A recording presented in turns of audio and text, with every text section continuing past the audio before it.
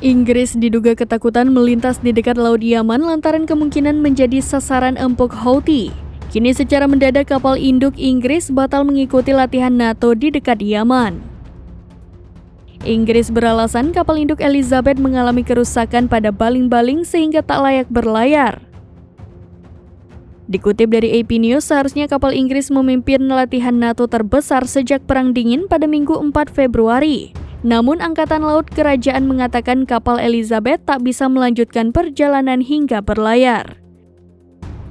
Kondisi itu karena ada masalah di baling-baling kapal yang ditemukan selama pemeriksaan terakhir. Sementara situasi ini dianggap langka lantaran kapal Inggris pernah mengalami kerusakan baling-baling pada Agustus 2022 silam. Saat itu kapal induk Wallis mengalami masalah pada baling-baling dan tetap melakukan perjalanan di lepas pantai Amerika Utara. Kapal induk Wallis tetap melakukan latihan dengan Amerika Serikat dan Kanada pada Agustus 2022.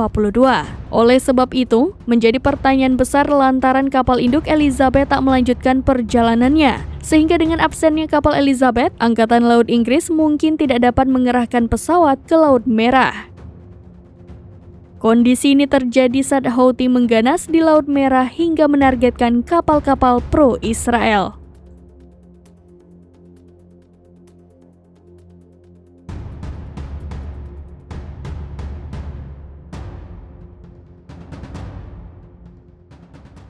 Download Tribun X sekarang, menghadirkan lokal menjadi Indonesia.